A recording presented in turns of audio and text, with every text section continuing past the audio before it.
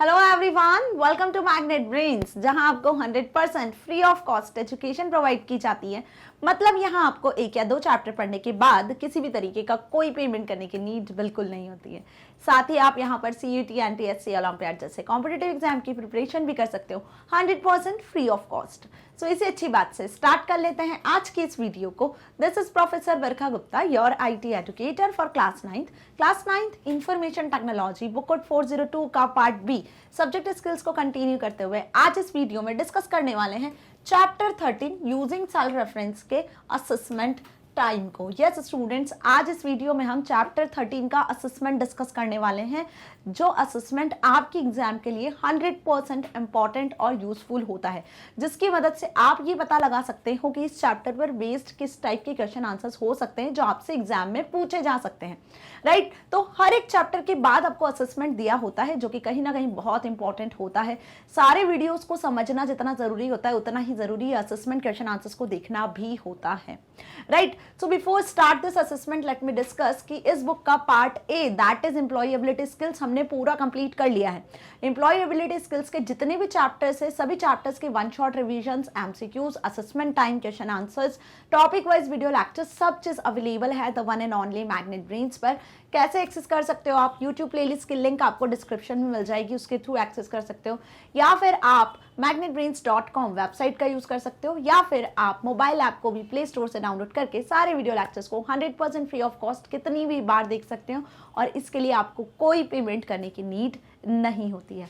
Right, सो इस chapter में basically हमने क्या देखा था? इस चैप्टर में बेसिकली हमने जाना था सेल रेफरेंस क्यों यूज किया जाता है, क्या होता है, कितने टाइप के सेल रेफरेंसेस होते हैं। यदि इस चैप्टर के सारे वीडियो लेक्चर्स को देखा है तो होप आज के जो क्वेश्चन आंसर्स मैं डिस्कस करने वाली हूं, जो आपकी बुक में चैप्टर के बाद दिए हुए हैं असेसमेंट टाइम में, वो आपको आसानी से समझ में आ जाएंगे। उसके आंसर आप खुद कर सकते हो।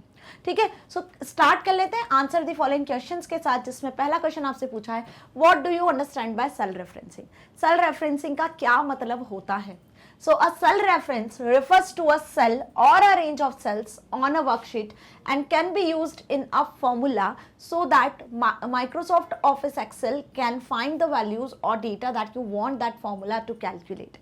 देखो सीधी सी बात है, सेल रेफरेंस का मतलब कि आप किसी चीज को इंडिकेट कर रहे हो, आप किसी चीज को मेंशन कर रहे हो। जब आपको एक्सेल में कुछ फॉर्मूला अप्लाई करना होता है, कुछ फंक्शंस अप्लाई करना होता है बेसिकली कैलकुलेशंस के लिए, तो हम यहाँ पर जिस सेल में आपने डेटा एंटर किया हुआ है उस सेल का एड्रेस या उस सेल को रेफर करते हैं, उस सेल के बारे में बताते हैं, उस सेल को मेंशन करते हैं कि इस सेल के डेटा को आपको प्लस करवाना है, माइनस करवाना है, इंटू करवाना है, डिवाइड करवाना है, इस पर कुछ फंक्शन अप्लाई करना है।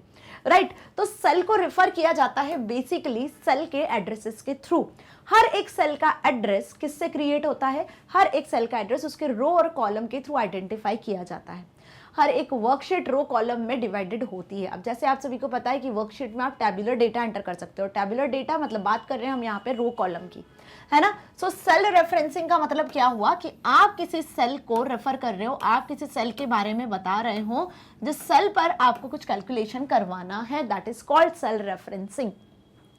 सो वर्कशीट कुछ इस तरीके से डिवाइड होती है। यहाँ पर होते हैं कुछ कॉलम्स जिसको आइडेंटिफाई किया जाता है ABCD अल्फाबेट्स के थ्रू, और रोज होती हैं जिन्हें हम 1 2 3 4 नंबर्स से आइडेंटिफाई करते हैं। अब सपोज यहाँ पे आपने B सेल में कुछ वैल्यूज एंटर की हुई हैं। राइट, अब आपको इस पर्टिकुलर सेल में इसका एडिशन कैलकुलेट करवाना है जो आपने यहाँ सेल में एंट्री की हुई है। तो आप जब यहाँ पे एक फॉर्मूला अप्लाई करोगे तो इक्वल साइन के साथ फॉर्मूले को स्टार्ट करोगे, और आप यहाँ पे अब सेल को रेफर करोगे जिस सेल को आपको कैलकुलेट करवाना है। तो आपको यहाँ पे 10 20 30 को ऐड करवाना है, इसका सम कैलकुलेट करवाना है। तो क्या करोगे आप? इन सेल को रेफर करोगे, इन सेल को यहाँ पर मेंशन करोगे। This is called cell referencing. So आप यहाँ पे अप्लाई कर रहे हो B1 सेल को प्लस B2 सेल को प्लस B3 सेल को, इन तीनों सेल को आप ऐड करवाना चाहते हो। तो आपने B1 सेल, कैसे पता चला ये B1 है? क्योंकि इस सेल में जो 10 एंटर किया हुआ है वो B कॉलम और 1 रो के अकॉर्डिंग एंटर किया है। वैसे B2 सेल और B3 सेल, ठीक है। तो हर एक सेल के एड्रेस के थ्रू आप सेल को रेफर करते हो और इस तरीके से आप फॉर्मूला अप्लाई करते हो। तो जैसे ही आप ये फॉर्मूला अप्लाई करोगे तो यहाँ पे आंसर क्या दिखेगा आपको? एंटर प्रेस करोगे वैसे, तो यहाँ आपको आंसर दिखेगा लाइक 60। और ये फॉर्मूला आपको फॉर्मूला बार में शो होगा और 60 आपको यहाँ आंसर शो होगा। आई बात समझ में कि सेल रेफरेंसिंग का मतलब क्या होता है? सेल रेफरेंसिंग मतलब आप यहाँ पे सेल को रेफर कर रहे हो उसके एड्रेस के थ्रू। क्यों रेफर कर रहे हो भाई? कुछ कैलकुलेशन करवाने के लिए, फंक्शंस फॉर्मूलाज अप्लाई करने के लिए, अपने काम को इजी करने के लिए, राइट? सो यहाँ तक कोई परेशानी नहीं है, आप इतना समझ गए अच्छे से कि cell reference refers to a cell और a range of cell, cell और अ रेंज ऑफ सेल। यहाँ पे आप रेंज भी स्पेसिफाई कर सकते हो, मतलब कुछ इस तरीके से B1 कॉलन B3, तो ये आपने एक रेंज स्पेसिफाई कर दी B1 से B3 तक, ठीक है? तो इंडिविजुअल सेल और रेंज ऑफ सेल्स को आप क्या कर रहे हो? रेफर करते हो किसी वर्कशीट के, that can be used in a formula, जो कि एक फॉर्मूला में यूज किए जाते हैं, so that Microsoft Office Excel can find the values or data that you want to formula to calculate. So इस particular cell referencing के through ही Microsoft Excel उन particular cell की values को, data को refer करता है और फिर calculation perform करता है। Okay? कोई डाउट नहीं? अच्छे से definition लिख कर आ जाओगे, बहुत easy definition समझाई हुई है। Second question, define the following cell references with an example. अब कितने टाइप के सेल रेफरेंसिंग हमने देखे थे? 3 टाइप के। कौन कौन से? रिलेटिव, एब्सोल्यूट और मिक्स्ड।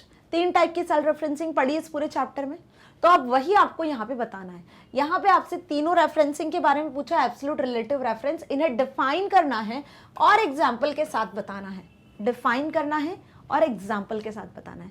तो हर एक रेफरेंसिंग, जो 3 टाइप की रेफरेंसिंग हमने पढ़ी है, तीनों टाइप की रेफरेंसिंग को आपको डिफाइन करना है कि किस लिए ये यूज की जाती है और एक एक एग्जाम्पल लिखना है। सो क्या पढ़ा था हमने रिलेटिव और एब्सोल्यूट रेफरेंसिंग में? जान लेते हैं इसको अच्छे से, है ना, ताकि आपको इसका आंसर लिखने में फिर कोई परेशानी ना जाए। सो जिन भी स्टूडेंट ने यदि वीडियो नहीं देखा है तो उनके डाउट्स यहाँ से क्लियर हो जाएंगे, क्योंकि यहाँ मैं तीनों रेफरेंसिंग आपको बहुत अच्छे से समझाने वाली हूँ, राइट? चलिए, सो बात कर लें हम सबसे पहले रिलेटिव रेफरेंसिंग की।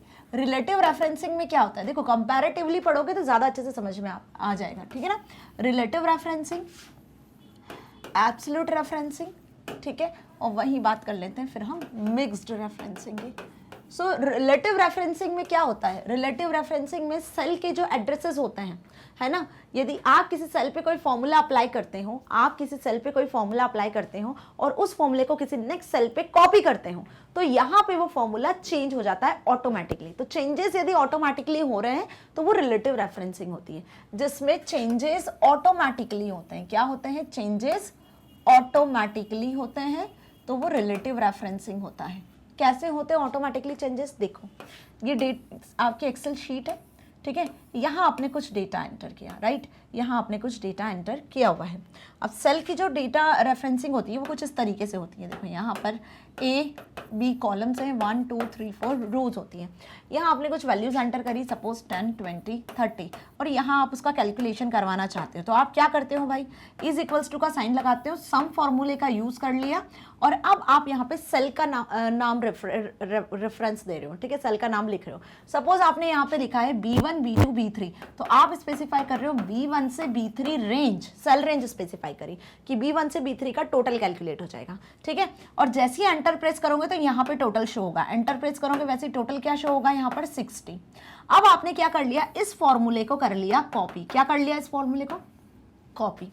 अब सपोज यहाँ भी कुछ वैल्यूज लिखी हुई है 1, 2, 3, ओके, इस तरीके से, और इसे कॉपी करके आप इस सेल में क्या कर देते हो? पेस्ट कर देते हो। क्या कर देते हो? पेस्ट कर देते हो। जैसे ही पेस्ट करते हो यहाँ पर, तो सेल रेंज डिफरेंस हो जाती है। फंक्शन इस तरीके से कॉपी होता है।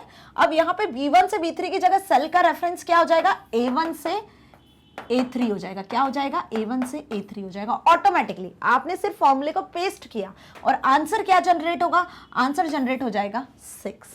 आई बात समझ में? यहाँ 60 जनरेट हो रहा है, यहाँ 6 जनरेट हो रहा है। कैसे हुआ ये पॉसिबल? क्योंकि आप यहाँ पे रिलेटिव सेल रेफरेंस का यूज कर रहे हो। B1 से B3 आपने फंक्शन में यूज किया, जब इस फॉर्मूले को कॉपी किया और पेस्ट करा अनदर सेल में, तो पेस्ट करते टाइम एक्सेल ने ऑटोमेटिकली जो रेंज थी उसको बदल दिया, उस रेंज को चेंज कर दिया। सो चेंजेस रिलेटिव रेफरेंसिंग में ऑटोमेटिकली हो जाते हैं, ठीक है। This is called relative referencing, okay. अब बात कर लेते हैं एब्सोल्यूट रेफरेंसिंग में। तो एब्सोल्यूट रेफरेंसिंग में क्या होता है? बेसिकली एब्सोल्यूट रेफरेंसिंग में यहाँ पर जो चेंजेस हो रहे हैं ना फॉर्मूले को कॉपी पेस्ट करते टाइम, वो ऑटोमेटिकली नहीं होते। तो जब आपको चेंजेस ऑटोमेटिकली नहीं करवाने हैं तब आप एब्सोल्यूट रेफरेंसिंग के यूज कर सकते हो। तो यहाँ पे चेंजेस नहीं होते हैं, नो एनी चेंजेस, ठीक है। फॉर्मूला को जब कॉपी करते हो तो कोई भी ऑटोमेटिकली चेंजेस नहीं होते हैं।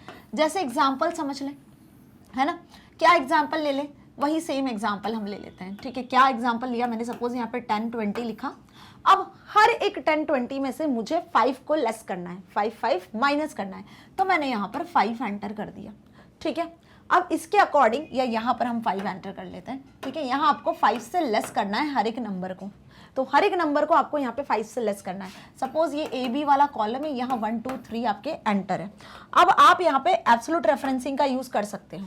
कैसे यूज कर सकते हो, यहाँ पे एब्सोल्यूट रेफरेंसिंग का यूज करना है, तो आपने लिखा है इक्वल, इक्वल लगा के लिखा, आपको इस सेल को माइनस करना है 5 से, तो आपने लिखा A1 माइनस, किससे माइनस करना है, 5 से। 5 कहाँ लिखा हुआ है, इस सेल में लिखा हुआ है A3 में, तो आप लिखोगे $A$3। So this is called absolute referencing.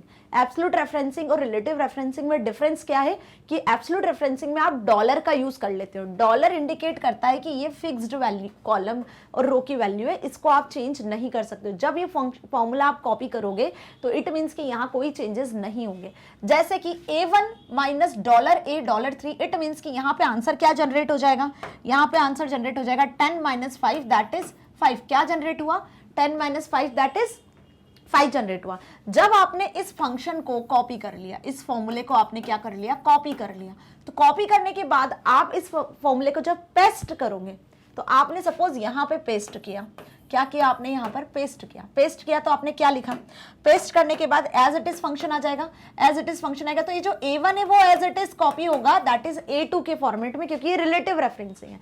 लेकिन डॉलर की वजह से A3 एज इट इज दिखेगा आपको। पेस्ट करने के बाद A1 A2 में बदल जाएगा, A1 A2 में बदल जाएगा, लेकिन $A3 एज इट इज रहेगा, क्योंकि डॉलर इंडिकेट कर रहा है कि एब्सोल्यूट वैल्यू है। तो फॉर्मूला कॉपी करने के साथ जब आप पेस्ट करोगे तो डॉलर वाली जो सेल एड्रेसेस है वो नहीं बदलेंगे, ठीक है, क्योंकि ये एब्सोल्यूट रेफरेंसिंग है।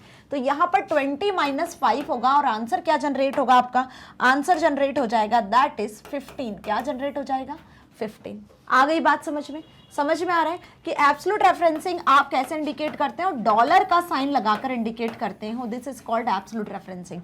और रिलेटिव रेफरेंसिंग में हम नॉर्मल लिखते हैं, इसी तरीके से लिखते हैं। सपोज मैंने ये A3 लिखा है, तो this is called relative referencing.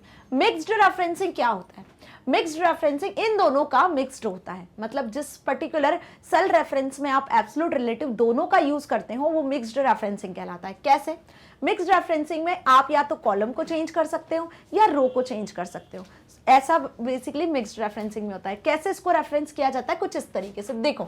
Suppose मैंने लिखा $A1 प्लस या माइनस जो आपको करना है, ठीक है, और मैं यहाँ पे लिख रही हूँ $2, ठीक है। तो अब ये देखो, ये बेसिकली आपका मिक्स्ड रेफरेंसिंग कहला रहा है, जिसमें क्या दिख रहा है आपको, आप कॉलम को फिक्स्ड रख रहे हो, ये कॉलम फिक्स्ड है और 1 रो को इंडिकेट कर रहा है ना, तो रो जो है बेसिकली रो के जो नंबर है ये चेंज हो रहा है।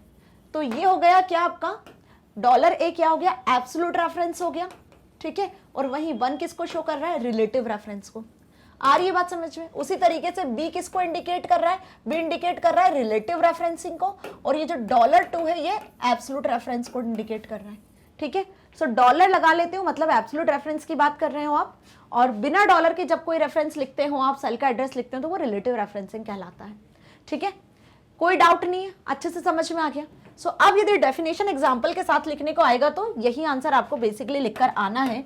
Like absolute reference have $sign attached to each letter or a number in reference like $A$1, ठीक है, जिसमें जो फॉर्मूला आप कॉपी पेस्ट करते हो वो ऑटोमेटिकली चेंज नहीं होगा, ठीक है। हर जगह $A1 की वैल्यू एज इट इज रहेगी। नाउ रिलेटिव रेफरेंस क्या होता है, इसमें कोई $साइन नहीं आता है। लाइक इस तरीके से आप A1 लिखते हो, तो यहाँ जो भी फॉर्मूला आप कॉपी करोगे और पेस्ट करते टाइम वो formula according to cell range बदल जाएगा, ऑटोमेटिकली चेंज हो जाएगा। मिक्स्ड रेफरेंस का क्या मतलब हुआ, mixed cell references have $sign attached to either the letter or the number in a reference but not both। दोनों के साथ डॉलर आप यूज नहीं कर सकते हो मिक्स्ड में, या तो आप कॉलम के साथ करो डॉलर यूज या फिर रो के साथ करो, ठीक है, तो डॉलर अटैच किसके साथ होता है, या तो यहाँ पे कॉलम के साथ हो रहा है या यहाँ पर रो के साथ हो रहा है, this is called mixed referencing. So ये चीज अच्छे से समझ में आ गई, आप डिफरेंस पॉइंट ऑफ व्यू से भी लिख सकते हो।